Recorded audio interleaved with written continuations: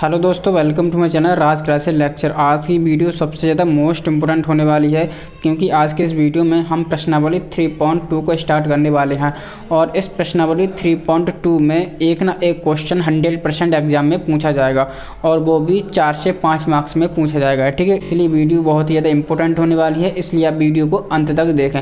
तो चलिए बिना देरी की वीडियो को शुरू करते हैं। वीडियो अच्छी लगे तो वीडियो को लाइक और आप चैनल पर नए हैं तो चैनल को सब्सक्राइब करना ना भूलें। दोस्तों देखिए दोस्तों, हम प्रश्नावली 3.2 को स्टार्ट करने से पहले इसके बारे में कुछ बातें जानना ज़रूरी है। ठीक है, इसका थोड़ा सा कॉन्सेप्ट है, ठीक है, उसको जानना ज़रूरी है। बिना इसके कॉन्सेप्ट के हम इस प्रश्नावली 3.2 को स्टार्ट नहीं कर सकते।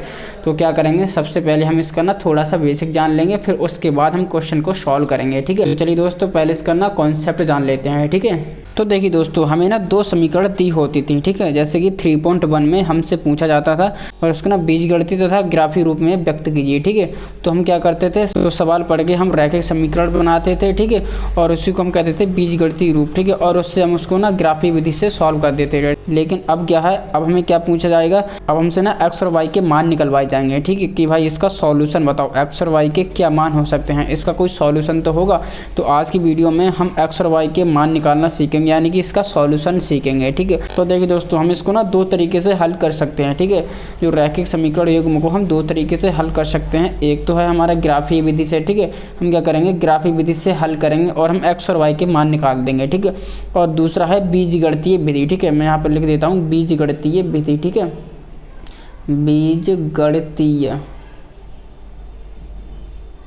बीजगणितीय विधि से भी हम इसको सॉल्व कर सकते हैं। ठीक है, और देखिए दोस्तों, हम ना बीजगणित में भी 3 प्रकार से सॉल्व कर सकते हैं। ठीक है, एक तो होता है हमारा प्रतिस्थापन विधि। ठीक है, प्रतिस्थापन विधि एक होता है विलोपन विधि। ठीक है, विलोपन विधि, और तीसरा होता है वज्रगुणन विधि। ठीक है, वज्रगुणन विधि। ठीक है, ये हम 3 प्रकार से इसको सॉल्व कर सकते हैं। बेसिकली रैखिक समीकरण को हम 2 प्रकार से हल कर सकते हैं। एक तो है ग्राफी विधि, जिसको हम अभी पढ़ने वाले हैं। ठीक है, और दूसरा है बीजगणितीय विधि। ठीक है, अब बीजगणितीय विधि भी 3 प्रकार की होती है। ठीक है, एक तो हम कर सकते हैं प्रतिस्थापन विधि, एक विलोपन विधि और एक वज्रगुणन विधि। ठीक है, इसको हम आने वाली एक्सरसाइज में पढ़ेंगे। ठीक है, फिलहाल इस वीडियो में हम इसकी बात ही नहीं करेंगे। ठीक है, हम बात करेंगे ग्राफी विधि से हल कैसे करेंगे। ठीक है, ग्राफी विधि से हम एक्स और वाई के मान निकालेंगे। ठीक है, और देखिए दोस्तों, हमें पता है जो रैखिक समीकरण का जो ग्राफ बनता है वो एक केवल सीधी लाइन बनती है। ठीक है, एक सीधी लाइन बनती है। और देखिए दोस्तों, इसके ना 3 केस बन सकते हैं। ठीक है, पहला केस क्या होगा, देखिए 2 समीकरण है। ठीक है, एक तो सीधी लाइन बनेगी। ठीक है, लेकिन 2 समीकरण है तो उसकी 2 लाइन बनेगी। ठीक है, मान लो एक समीकरण की लाइन ए बनेगी। ठीक है, और दूसरे वाली समीकरण की लाइन ये बनेगी। ठीक है, और इसमें भी 3 केस बनने वाले हैं। ठीक है, केस फर्स्ट होगा। ठीक है, केस फर्स्ट में क्या होगा, ये एक दूसरे को प्रतिच्छेद कर देंगे, यानी कि एक बिंदु पर कट कर देंगे, इंटरसेक्ट कर देंगे। ठीक है, एक तो हमारा केस ये बन सकता है। ठीक है, जब हमारा केस फर्स्ट बनेगा ये प्रतिच्छेदी वाला केस बनेगा। ठीक है, यहाँ पर मैं लिख देता हूँ प्रतिच्छेदी वाला केस। ठीक है, जब हम प्रतिच्छेदी वाला केस बनेगा तो इसमें एक्स और वाई का एक एक मान निकलेगा, यानी कि सिंगल मान निकलेंगे। ठीक है, इस बिंदु पर हम एक्स अक्ष की तरफ देख लेंगे और वाई अक्ष की तरफ देख लेंगे तो एक्स और वाई के मान निकलेंगे जो इन दोनों समीकरण को संतुष्ट करेंगे। ठीक है, तो प्रतिच्छेदी वाला जो केस बनेगा उसमें एक हल निकलेंगे। ठीक है, यहाँ पर मैं लिख देता हूँ एक हल। ठीक है, एक हल, जो एक्स और वाई के मान निकलेंगे वो सिंगल मान निकलेंगे। ठीक है, और देखिए दोस्तों, दूसरा केस बन सकता है, दूसरा केस हो सकता है, मानिए जैसे कि हमने इस समीकरण को सॉल्व किया तो इसकी जो लाइन है ना, समपाती वाला केस बनाए। ठीक है, केस सेकंड में क्या हो, समपाती वाला केस बनाएंगे। ठीक है, माना कि एक लाइन ये बन गई। ठीक है, और दूसरी लाइन इसके ऊपर बन गई, जस्ट ऊपर बन गई। ठीक है, मानो एक लाइन पहले बन गई और दूसरी लाइन भी इसके ऊपर बन गई। ठीक है, तो ये देखिए दोस्तों, समपाती वाला केस बनेगा। ठीक है, समपाती वाला केस, और समपाती वाले केस में एक्स और वाई के अनेक मान निकलेंगे, अपरिमित रूप से अनेक मान, क्योंकि जो दूसरी वाली लाइन होती है ना, पहली लाइन को अनंत बिंदु पर कट करती है। ठीक है, जब एक बिंदु पर कट करेगी, ठीक है, ध्यान से सुनना, जब 2 लाइन एक बिंदु पर कट करेंगी तो एक्स और वाई के सिंगल मान निकलेंगे, और जब अनेक बिंदु पर कट करेगी तो इसके अपरिमित रूप से अनेक हल निकलेंगे। ठीक है, यानी कि इसके अनेक हल निकलेंगे। मैं यहाँ पर लिख देता हूँ अनेक हल। ठीक है, अन्य एक हल निकलेंगे। अब देखिए दोस्तों, पहला केस में प्रतिच्छेदी वाला केस होगा और दूसरे केस में संपाती वाला केस होगा, ठीक है। और मान लो कि तीसरा केस क्या बनेगा, तीसरा केस हमारा बनेगा, ठीक है। जब हम इसको सॉल्व करेंगे तो मान लो एक लाइन तो ये बनेगी, ठीक है, और दूसरी लाइन इसकी बिल्कुल समांतर बनेगी, ठीक है। ये वाला केस होता है समांतर वाला केस होता है, ठीक है, समांतर बनेगी। अब देखिए दोस्तों, इसमें एक्स और वाई के कितने मान निकलेंगे, इसमें एक्स और वाई के एक भी मान नहीं निकलेगा, क्योंकि इसने एक दूसरे को कहीं पर भी कट नहीं किया है, ठीक है। समांतर है, जिसकी रेल की पटरियाँ देखी हैं आपने, वो एक दूसरे को कहीं पर भी नहीं काटती हैं, ठीक है। तो ये वाला केस बनेगा समांतर, इसने एक दूसरे को कहीं पर भी नहीं काटा है, तो एक्स और वाई के एक भी मान नहीं निकले। तो हम यहाँ पर लिख सकते हैं कोई हल नहीं, ठीक है, कोई हल नहीं, ठीक है, कोई हल नहीं, ठीक है।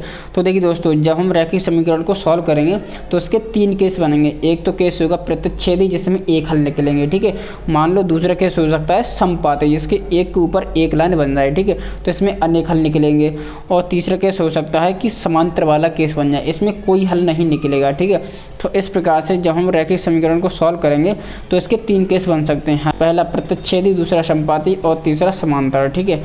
अब दोस्तों, मान लो कि हमें एक ना रैखिक समीकरण युग्म दिया हो, ठीक है, मान लेते हैं कि ये वाला ही दे दिए, ठीक है।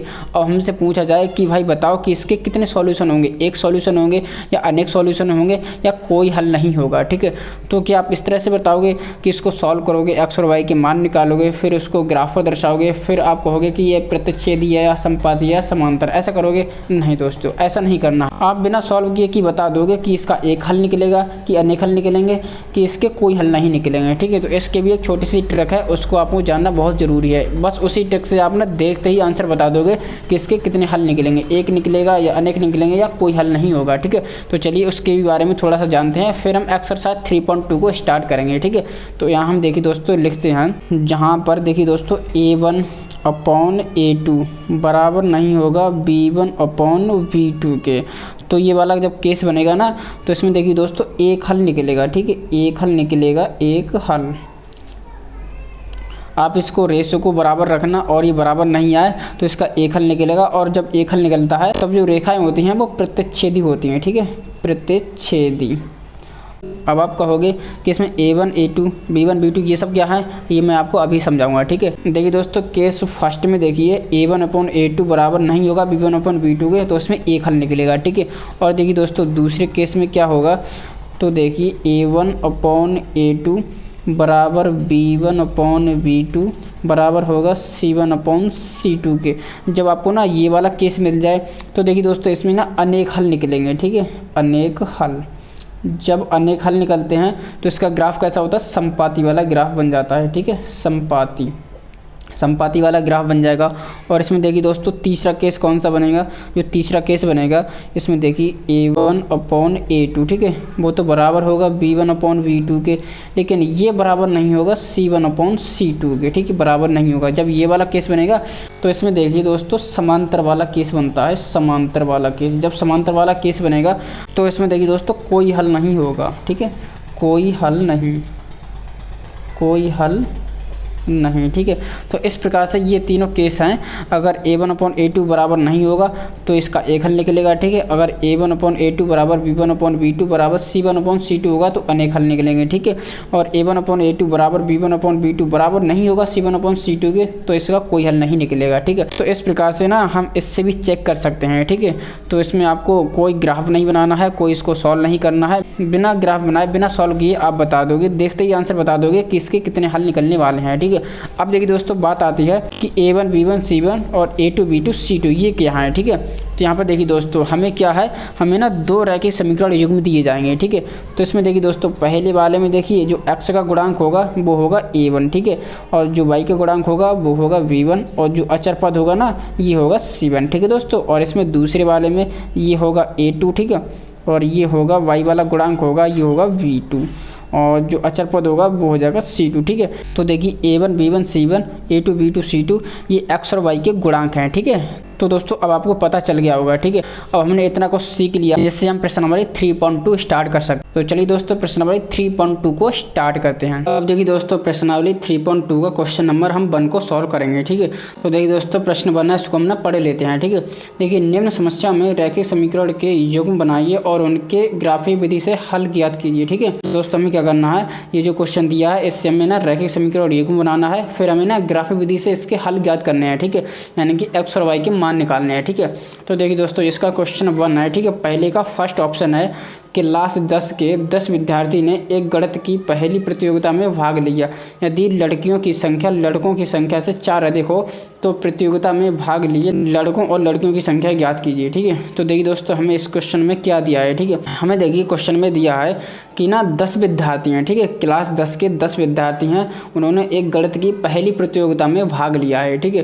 तो हमें क्या ज्ञात करना है, हमें लड़कों की संख्या और लड़कियों की संख्या ज्ञात करनी है, ठीक है। और इसमें एक और स्टेप दी है कि जो लड़कियां हैं ना लड़कों से 4 ज़्यादा हैं, ठीक है। तो क्या करेंगे, हम मान लेंगे कि लड़कियों की संख्या x, ठीक है, और लड़कों की संख्या y, ठीक है। और कुल विद्यार्थी कितने हैं, कुल कक्षा 10 के विद्यार्थी हैं 10 विद्यार्थी हैं, ठीक है। तो चलिए इसी तरह से हम इसको सॉल्व करते हैं, ठीक है। हम मान लेंगे कि लड़कियों की संख्या x और लड़कों की संख्या y, ठीक है। तो यहाँ पर देखिए हमने यहाँ पर देखिए सॉल्व किया है, ठीक है। हम मान लिया है कि माना लड़की की संख्या x, ठीक है, जो लड़कियाँ हैं उनकी संख्या x है, ठीक है। मान लेते हैं, हमें पता नहीं है तो हम मान लेते हैं, ठीक है। जो हमसे क्वेश्चन में पूछा जाता है उसी को हम मान लेते हैं, ठीक है।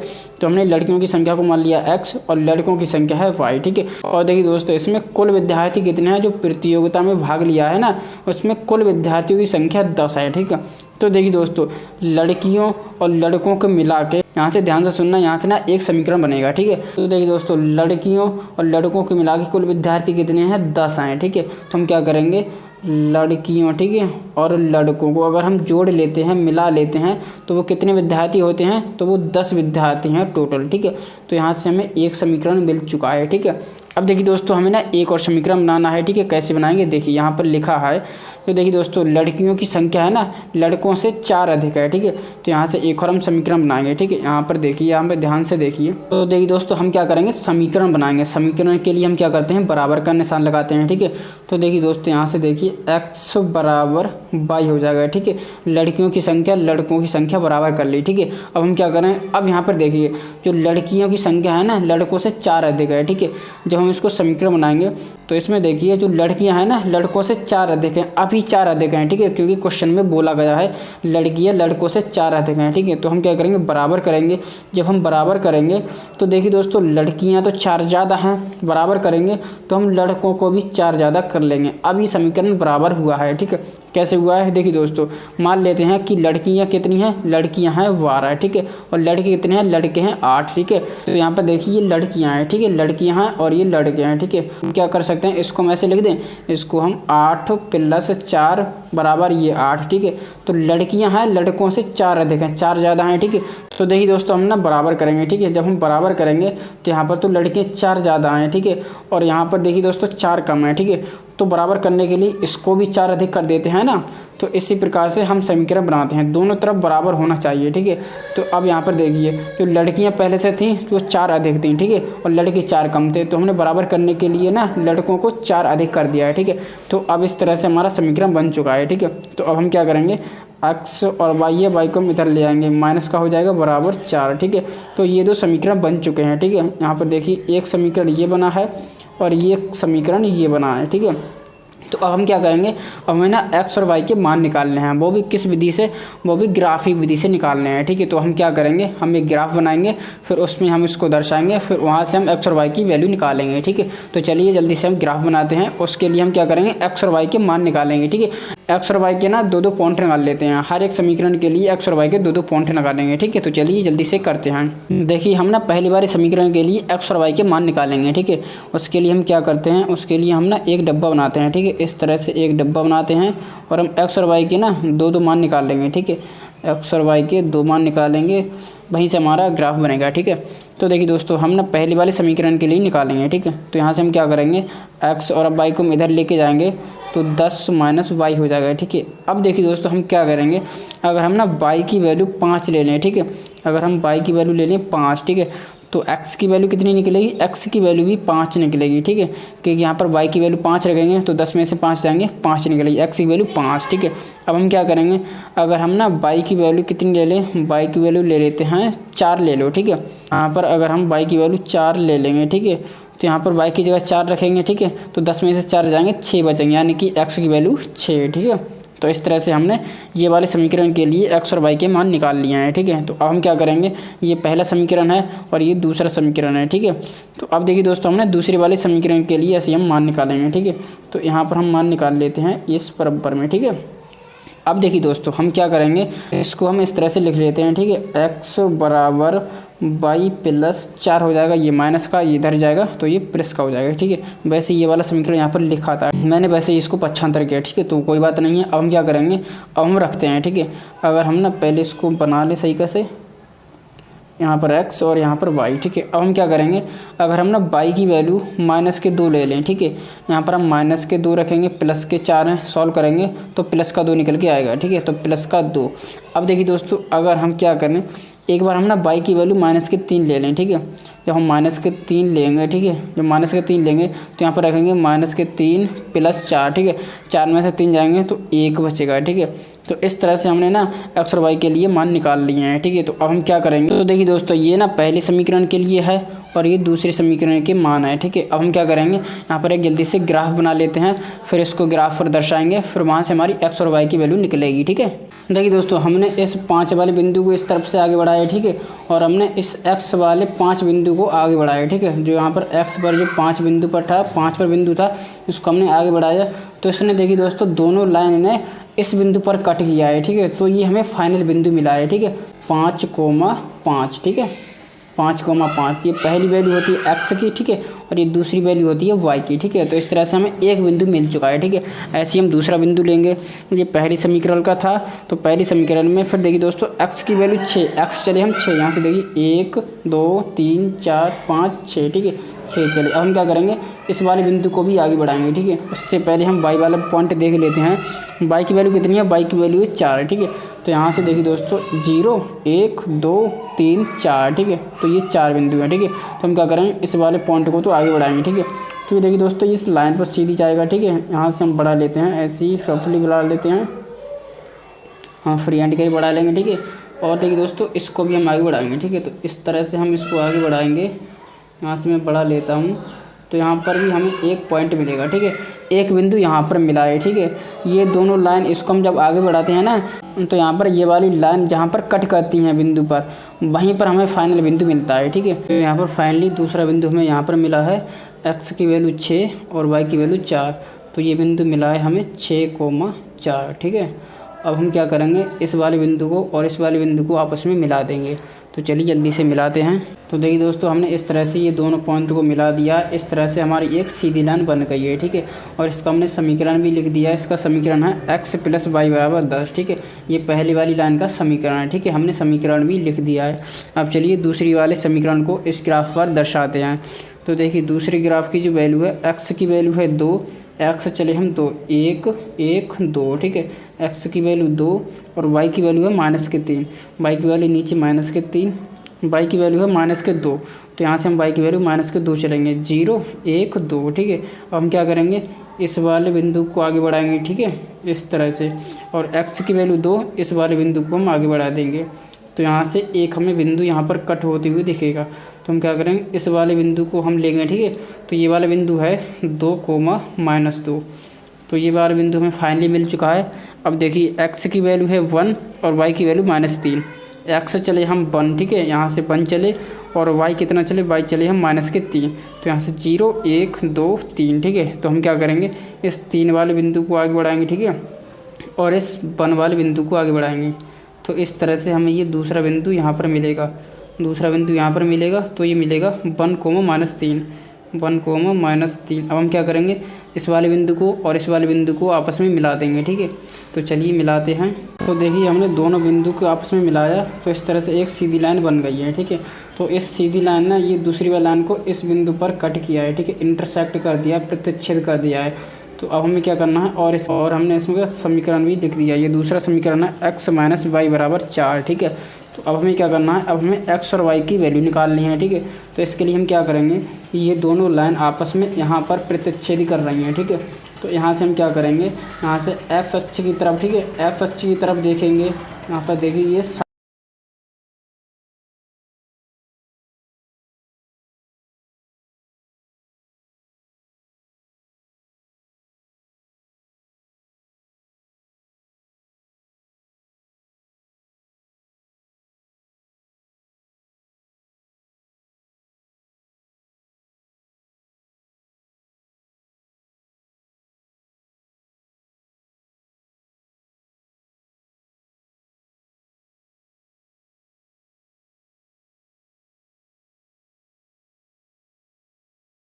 आई होप आपको ये वाला क्वेश्चन बहुत अच्छी तरह से समझ आ गया होगा। ठीक है, तो चलिए इसका नेक्स्ट ऑप्शन सॉल्व करते हैं। ठीक है दोस्तों, देखिए दोस्तों इसका ऑप्शन नंबर सेकंड है 5 पेंसिल तथा 7 कलमों का कुल मूल्य 50 रुपये है, जबकि 7 पेंसिल तथा 5 कलमों का कुल मूल्य 46 रुपये है।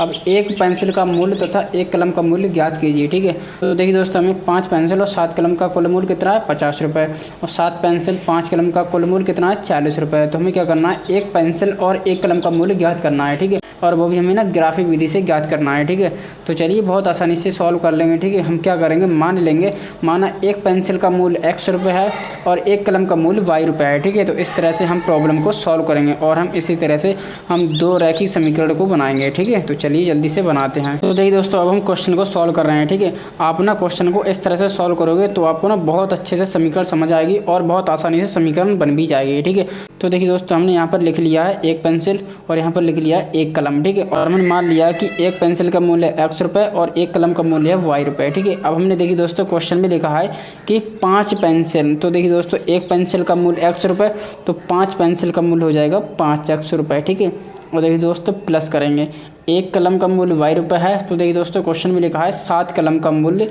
7y हो जाएगा। ठीक है, 7y हो जाएगा। अब देखिए दोस्तों हमने 5 पेंसिल और 7 कलम टोटल कितने रुपए में, टोटल 50 रुपये में खरीदी हैं। ठीक है, तो यहाँ से देखिए दोस्तों हमारा समीकरण नंबर 1 बन चुका है। ठीक है, देखिए कितनी आसानी से बन चुका है। ठीक है, और देखिए दोस्तों दूसरे में लिखा है कि फिर हमने 7 पेंसिल और 5 कलम खरीदी। ठीक है, 7 पेंसिल का हो जाएगा 7x। ठीक है, और देखिए दोस्तों 5 कलम का हो जाएगा 5y। ठीक है, तो इस तरह से हमने टोटल कितने रुपए में खरीदी, टोटल 46 रुपये में खरीदी। तो देखिए दोस्तों हमने कितनी आसानी से तो समीकरण को बना दिया है। ठीक है, इस तरह से आप करना बहुत आसानी से बन जाएगा। ठीक है, अब हमें क्या करना है, अब हम इसमें ना x और y के मान निकालने हैं। ठीक है, तो इसके लिए हम क्या करेंगे, x और y के मान निकालने के लिए हमें ग्राफ बनाना पड़ेगा। ठीक है, तो ग्राफ के लिए हम क्या करते हैं, हम एक बॉक्स बना के x y के पहले मान निकाल लेते हैं। ठीक है, हम समीकरण के मान निकालते हैं। ठीक है, तो हम क्या करेंगे, इस तरह से हम एक बॉक्स बनाएंगे x y। ठीक है, और हम x और y के दो मान निकाल लेंगे। ठीक है, तो देखिए दोस्तों हम क्या करेंगे, पहली बारी समीकरण के लिए बनाएंगे। ठीक है, तो देखिए दोस्तों अब हम इस वाले समीकरण के लिए बनाएंगे। अगर हम ना x को एक तरफ छोड़ें, ठीक है, तो यहाँ पर देखिए दोस्तों x जाएगा। ठीक है, तो यहाँ पर देखिए 7y को हम इधर लेके जाएंगे, तो ये 50 तो पहले से है, ये माइनस का 7y हो जाएगा। ठीक है, और यहाँ पर देखिए दोस्तों 5x बचेगा, 5 ये मल्टीप्लाई में है, जब इधर जाएगा तो ये डिवाइड करेगा। ठीक है, इतना तो आपको समझ आ जाए, 5 डिवाइड में आ जाएगा। ठीक है, अब हम क्या करेंगे, अब देखिए दोस्तों अगर हम क्या करें, एक बार हम ना y की वैल्यू 5 डाल दें। ठीक है, तो 7 पंजे 35, 50 में से 35 जाएंगे, 15 बचेंगे, 15 को 5 से डिवाइड करेंगे, 5 ये 15। हाँ दोस्तों, देखिए दोस्तों हम ना y की वैल्यू ना 5 डाल रहे हैं। ठीक है, जब हम y की वैल्यू 5 डालेंगे तो 7 पंजे 35, 50 में से 35 जाएंगे, 15 बचेंगे। ठीक है, और हम 15 को 5 से डिवाइड करेंगे तो 5 एकम 5, 5 ये 15। ठीक है, तो x की वैल्यू 3। ठीक है, तो इसी तरह से हम एक और वैल्यू निकाल लेंगे। ठीक है, एक बार हम y की वैल्यू 0 डाल दें। ठीक है, जब हम y की वैल्यू 0 डालेंगे तो ये पूरा पद 0 हो जाएगा। ठीक है, 50 को 5 से डिवाइड करेंगे तो ये 10 बार कट जाएगा, 5 दाएँ 50। ठीक है, तो जब हम देखिए दोस्तों y की वैल्यू 0 डालेंगे तो x की वैल्यू 10 आएगी। ठीक है, तो इस तरह से हमने x और y के दो मान निकाल लिए हैं। ठीक है, यानी कि ये 2 बिंदु हैं, 2 बिंदु निकल गए हैं। ठीक है, ये मान नहीं है। ठीक है, तो अब हम क्या करेंगे, हम ऐसे ही दूसरे वाले समीकरण के लिए निकालेंगे। ठीक है, ये पहले वाले समीकरण का मान था, हम ऐसे ही हम दूसरे वाले समीकरण के निकालेंगे। ठीक है, तो x और y के मान निकाल लेंगे। ठीक है, इस तरह से हम बॉक्स बना लेंगे और दो मान निकाल लेंगे। ठीक है, अब हम क्या करेंगे, इस वाले समीकरण के लिए सॉल्व करेंगे। ठीक है, तो हम क्या करेंगे, x को एक तरफ रख लेंगे जैसे हमने यहाँ पर करा था। ठीक है, तो यहाँ पर देखिए दोस्तों x को एक तरफ रखेंगे तो देखिए दोस्तों यहाँ पर है 46। ठीक है, और ये 5y इधर जाएगा तो माइनस के 5y हो जाएगा। ठीक है, अब देखिए दोस्तों यहाँ से 7 है, यहाँ डिवाइड करेगा। ठीक है, मल्टीप्लाई में डिवाइड करेगा। ठीक है, तो ये 7 यहाँ पर डिवाइड में आ जाएगा। अब देखिए दोस्तों अब हम क्या करेंगे, देखिए दोस्तों अगर हम ना y की वैल्यू ना 5 डाल दें। ठीक है, जब हम y की वैल्यू 5 डाल देंगे यहाँ पर तो 5 पंजे 25, जब हम 46 में से 25 घटाएंगे तो 21 बचेगा। ठीक है, जब हम 21 को 7 से डिवाइड करेंगे, 7 एकम 7, 7 21, तो x की वैल्यू 3 निकल के आ जाएगी सीधी डायरेक्ट। ठीक है, अब हम क्या करेंगे, अब हम ना एक बार हम ना y की वैल्यू कितनी डाल दें, 12 पंजे 60, जब हम ना y की वैल्यू 12 डाल देते हैं। ठीक है, जब हम y की वैल्यू 12 डालेंगे तो 12 पंजे 60 और 46, 60 में से 46 जाएंगे तो 14 बचेगा, ठीक है। 14 बचेगा, वो भी माइनस का 14 बचेगा, ठीक है। और 7 से डिवाइड करेंगे, 7 एकम 7, 7 दूनी 14, ठीक है। तो x की वैल्यू माइनस के 2 निकल के आएगी, ठीक है। तो इस तरह से हमने ये दूसरे वाले समीकरण के भी मान निकाल लिए, ठीक है। अब हम क्या करेंगे, इसको हम ग्राफ पर दर्शाएंगे और वहाँ से हम ना x और y की वैल्यू निकाल लेंगे, ठीक है। तो चलिए बहुत जल्दी से x और y की वैल्यू निकालते हैं, ठीक है। इसके लिए हम क्या करेंगे, एक ग्राफ बनाते हैं, ठीक है। देखिए दोस्तों, मैंने आपके लिए ना एक ग्राफ बना दिया है, बहुत अच्छा सा ग्राफ बना दिया है, ठीक है। अब हम क्या करेंगे, इस वाले मान को हम ना ग्राफ पर दर्शाएंगे, ठीक है। तो चलिए दर्शाना स्टार्ट करते हैं, ठीक है। पहले हम ना पहले वाले समीकरण के मान को यहाँ पर दर्शाएंगे, ठीक है। तो यहाँ पर देखिए दोस्तों, x की वैल्यू 3, ठीक है। x कहाँ पर है, x यहाँ पर है, ये होता है हमारा x अक्ष, ठीक है। और ये होता है हमारा y अक्ष, ठीक है। और यहाँ पर देखिए x में इधर की वैल्यू होती है प्लस की, इधर की वैल्यू होती है माइनस की, ठीक है। और y अक्ष में इधर के ऊपर की वैल्यू होती है प्लस की और इधर नीचे की वैल्यू होती है माइनस की, ठीक है। यहाँ पर मैंने माइनस की y की वैल्यू नहीं लिखी है, ठीक है। तो यहाँ पर देखिए दोस्तों, y अक्ष में माइनस की वैल्यू कहीं पर ज़रूरत ही नहीं पड़ेगी, ठीक है। तो मैंने यहाँ पर y की वैल्यू लिखी ही नहीं है माइनस में, ठीक है। तो अब देखिए दोस्तों, x की वैल्यू 3, y की वैल्यू 5, ठीक है। तो x चले हम 3, यहाँ से 1 2 3, ठीक है। यहाँ से x की वैल्यू 3 और देखिए दोस्तों, y चले कितना, y चले हम 5, ठीक है। यहाँ पर देखिए y चले 5, तो यहाँ से ऊपर चले हम 5, 1 2 3 4 5, ठीक है। अब हम क्या करेंगे, इस वाले पॉइंट को आगे बढ़ाएंगे, ठीक है। इस तरह से क्यों बढ़ाएंगे, अभी देखिए दोस्तों। और हम क्या करेंगे, इस 3 वाले पॉइंट को आगे बढ़ाएंगे, ठीक है। तो यहाँ से हमें एक बिंदु मिल जाएगा, ठीक है, जो इन दोनों लाइन को आपस में कट करेगा। वहाँ पर यहाँ पर एक हमें बिंदु मिलेगा, ठीक है। ये बिंदु होगा हमारा 3,5, ठीक है। 3,5, ठीक है। यहाँ से हमें बिंदु मिल जाएगा, ठीक है। ये 3 है, x अक्ष की वैल्यू है, और ये 5 है, ये y अक्ष की वैल्यू है। अब देखिए दोस्तों, हमें क्या करेंगे, अब दूसरा बिंदु हमें यहाँ से मिलेगा, x से चले हम 10, y चले 0, यानी कि x से चले हम 10, यहाँ से 1 2 3 4 5 6 7 8 9 10, ठीक है। x से चले 10, ठीक है। और y बिल्कुल 0, y ऊपर बढ़ी ही नहीं, यहाँ से 0 पर 0 ही रहे, ठीक है। तो ये एक बिंदु हमें फाइनली बिंदु यहाँ पर मिलेगा, ठीक है। तो ये वाला बिंदु ना 10,0 हो जाएगा, ठीक है। अब हम क्या करेंगे, इस वाले बिंदु को और इस वाले बिंदु को आपस में मिला देंगे, ठीक है। तो चलिए बहुत जल्दी से मैं मिला देता हूँ, ठीक है। इस प्रकार से मैं एक सेट स्क्वायर लूँगा, ठीक है। मेरे पास स्केल नहीं था तो मैंने सेट स्क्वायर ही यूज कर लिया, ठीक है। इस तरह से हम इस लाइन को मिला देंगे और देखिए दोस्तों ना, इस लाइन का हम समीकरण भी लिख देंगे, ठीक है। इस लाइन का जो समीकरण है यहाँ पर देखिए, जो 5x + 7y = 50 है, ठीक है। तो यहाँ पर हम लिख देंगे 5x + 7y = 50, ठीक है। तो ये इस लाइन का समीकरण है, ठीक है, जिससे हमें पता चलता रहा है कि ये लाइन ना इस वाले समीकरण के लिए है, ठीक है। अब देखिए दोस्तों, हमने दूसरे वाले समीकरण को यहाँ पर दर्शाएंगे, ठीक है। तो यहाँ पर देखिए, x की वैल्यू 3, y की वैल्यू 5, ठीक है। तो x चले हम 3, ठीक है, और y चले 5, ठीक है। तो देखिए दोस्तों, हम ना 3 वाले बिंदु को आगे बढ़ाएंगे और 5 वाले बिंदु को आगे बढ़ाएंगे, ठीक है। तो एक बिंदु तो हमें यहाँ पर ही मिल जाएगा, ठीक है। अब देखिए दोस्तों, दूसरे बिंदु में क्या है, x की वैल्यू -2, ठीक है।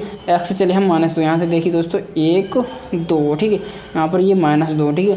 और y कितना है, y चले हम 12, ठीक है। तो यहाँ से देखिए दोस्तों, y चले ऊपर 12, यहाँ से चलते हुए यहाँ तक चले 12, ठीक है। अब हम क्या करेंगे, इस वाले बिंदु को ना इधर बढ़ाएंगे, ठीक है। इधर बढ़ाएंगे, क्यों इधर बढ़ाएंगे, तो देखिए दोस्तों, ये x की वैल्यू ना इधर ही है, ठीक है। तो इसलिए हम इसको ना इधर बढ़ाएंगे, ठीक है। और इस वाले बिंदु को हम ऊपर बढ़ा देंगे, ठीक है। तो इस तरह से अगर हम ऊपर इसको बढ़ाते हुए चलें तो यहाँ पर एक बिंदु यहाँ पर हमें कट मिलेगा, ठीक है। तो ये वाला बिंदु मिलेगा -2,12, ठीक है।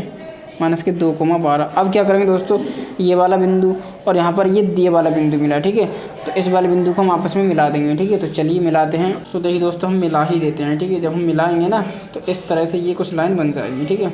और इसका हम समीकरण भी लिख देंगे। जो ये दूसरी वाले लाइन का समीकरण है ना, वो है 7x + 5y = 40, ठीक है। 7x + 5y = 40, ठीक है। तो ये वाला बिंदु हमें यहाँ पर मिल चुका है, ठीक है। ये वाला जो समीकरण है, इस दोनों लाइन ने, ये दोनों लाइन है ना, जो ये वाली लाइन है ना, इस वाले समीकरण के लिए है, ठीक है।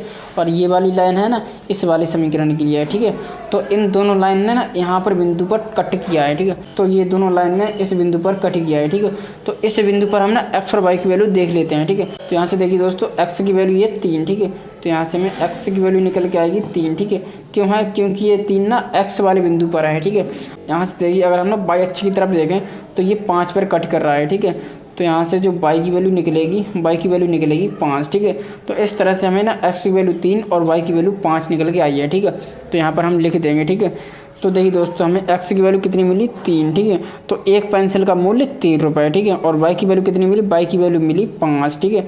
तो एक कलम का मूल्य कितना है 5 रुपये, एक पेंसिल का मूल्य 3 रुपये, एक कलम का मूल्य 5 रुपये, ठीक है। तो इस तरह से हम ना ग्राफ विधि से हल करते हैं, ठीक है। आई होप आपको क्वेश्चन समझ आ जाए होगा। अगर आपको हमारी वीडियो अच्छी लगती है तो वीडियो को लाइक कर दें और चैनल पर पहली बार आए हैं तो चैनल को सब्सक्राइब करना ना भूलें दोस्तों। तो चलिए मिलते हैं किसी नई वीडियो में। Thank you.